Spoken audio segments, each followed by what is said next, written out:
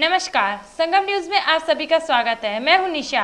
आइए खबरें देखते हैं विस्तार से। महंत नरेंद्र गिरी संदिग्ध मौत के मामले में सीबीआई एक्शन मोड में आ गई है।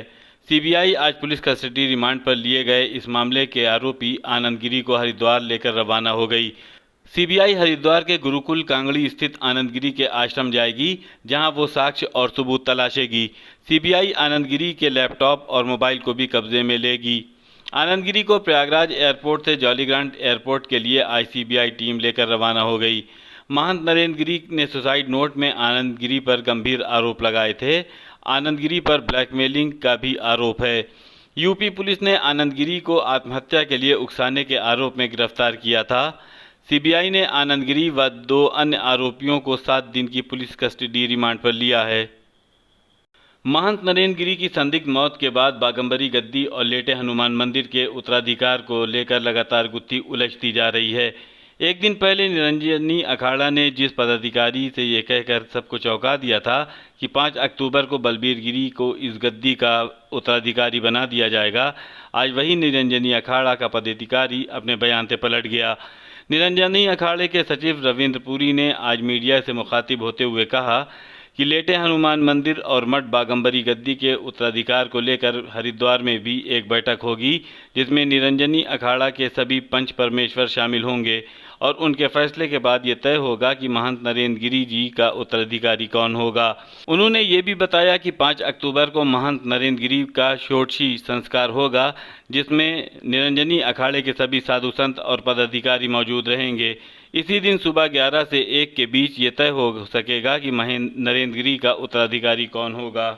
सहमति दे दी। देखिए, अभी कल हमारी मीटिंग बैठी थी, शाम को मीटिंग यहाँ बैठी हुई थी। ये तय हुआ है कि जिसके नाम वसीयत है उसी को बनाया जाएगा। परंतु मुझे हरिद्वार जो आना है, हरिद्वार में हमारे श्री महंत बाकी बैठे हुए, उनसे भी वार्ता होगी। कल शाम को हम हरिद्वार में तय करेंगे कि यहाँ जो है कि यहाँ की व्यवस्था कैसे होगी, कैसे नहीं होगी। और परंतु ये मेरा ये कहना है कि बलबीरपुरी को यहाँ का जो है महंत नियुक्त किया जाएगा। पंच परमेश्वर कल यहाँ की बैठक की गई, तो क्या निर्णय? देखिए, हमारा पंच आधा पंच यहाँ पे, आधा पंच हमारा हरिद्वार में है। तो मुझे अभी हरिद्वार जा रहा हूँ, वहाँ भी पंच से बात होगी, तो कल हम जो है फाइनल कर देंगे। बाकी ये तय हो चुका है कि बलबीर गिरी को ही यहाँ का महंत बनाया जाएगा। पट्टाभिषेक कब हो सकता है हमारा? देखिए, हमारा ये नियम है, जब षोडशी भंडारा होता है, षोडशी भंडारे के दिन ही जो है महंत की नियुक्ति होती है। ये 5 अगले महीने की जो 5 तारीख है, तब जो है षोडशी भंडारा होगा और महंताई की चादर विधि होगी। उसी दिन हो जाएगा, 5 तारीख को ही। 5 को ही जो है 11 बजे से लेके 1 बजे तक पूरा जो पट्टाभिषेक आदि जो होता है वो 1 बजे तक होगा और चादर विधि होगी और बड़ा भव्य भंडारा होगा। अच्छा महाराज जी, कहा जा रहा है कि एमपी में बलबीर गिरी के ऊपर हत्या के मुकदमा दर्ज है, क्या कहना है? देखिए, इसके बारे में मुझे कोई जानकारी नहीं है, आपसे मैंने सुना है। इसके लिए जांच की जाए, अगर ऐसा होगा तो जांच की जाएगी, कोई दिक्कत वाली बात नहीं है। ये कि हमारी जो परंपरा आज से चली आ रही है, जब भी यहाँ महंत का जो मठ है, मठ का महंत नियुक्त होता है, उस समय एक बोर्ड बनाया जाता है। उस बोर्ड में निरंजनी अखाड़े के 5 महंत होते हैं और वही परंपरा जो पूर्व से चली आ रही है, उसी के अनुसार यहाँ की महंताई होगी और एक बोर्ड का गठन किया जाएगा, जिससे कि आने वाला महंत यहाँ की ज़मीन जो है वो न बेच पाए और जो भी हमारा सनातन परंपरा है उसका निर्वाह कर पाए। भारतीय जनता पार्टी ने प्रयागराज में 2 पदाधिकारियों को निलंबित कर दिया है। निलंबन की ये कार्रवाई अनुशासनहीनता पर की गई है। महिला मोर्चा की महामंत्री काजल कैथवास और पूर्व क्षेत्रीय उपाध्यक्ष दिवाकर त्रिपाठी को 6 साल के लिए निलंबित कर दिया गया है। महानगर अध्यक्ष गणेश केसरवानी ने दोनों नेताओं के निलंबन की पुष्टि की है। पार्टी सूत्रों का कहना है कि भाजपा महिला कार्य समिति की बैठक 15 सितंबर को हुई थी। इसमें भाजपा प्रदेश महिला मोर्चा अध्यक्ष एवं राज्यसभा सांसद गीता शाकिर के आगमन की तैयारी पर चर्चा चल रही थी। इसी बीच महिला मोर्चा की महानगर अध्यक्ष शिखा रस्तोगी और महानगर महामंत्री काजल कैथवास के बीच किसी बात पर विवाद हो गया था। जानकारी मिलने पर काजल के पति भी वहां पहुंच गए। आरोप है कि शिखा रस्तोगी के साथ हाथापाई भी हुई। इस समय घटनाक्रम पर पर्दा डालने की कोशिश की गई। बाद में पार्टी ने इसे गंभीरता से लिया और कार्रवाई करने का निर्णय लिया। आज यानी 29 सितंबर को पूरी दुनिया वर्ल्ड हार्ट डे मना रही है। इस दिन को मनाने का खास उद्देश्य लोगों को दिल की बीमारियों के बारे में जागरूक करना है।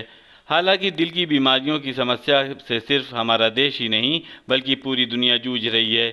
इसलिए आपके दिल के स्वास्थ्य को इंटैक्ट रखने की गंभीरता के बारे में जागरूकता फैलाने के लिए ये खास दिन को समर्पित किया गया है। क्योंकि दिल से जुड़ी बीमारियों के कारण हर साल सबसे ज़्यादा मौतें होती हैं। इससे सामान्य लक्षणों पर लोगों को ध्यान नहीं जाता और आगे चलकर ये घातक रूप ले लेती हैं। आइए इस मौके पर आपको दिल की बीमारी के प्रमुख लक्षणों के बारे में बताते हैं। आज जो हम लोग विश्व हृदय दिवस वर्ल्ड हार्ट डे मना रहे हैं और हर साल हम लोग ये 29 सितंबर को हर साल ये विश्व हृदय दिवस मनाते हैं।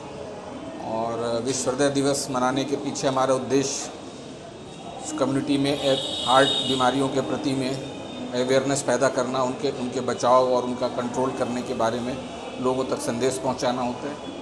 क्योंकि जो कार्डियोवास्कुलर डिजीज़ है, हार्ट डिजीज़ हैं, इनमें जो मृत्यु दर है बहुत अधिक है और हमारा उद्देश्य जो है एक अवेयरनेस पहुंचा के सही समय पे उसका डायग्नोसिस और इलाज करके उसकी मृत्यु दर को कम करना है।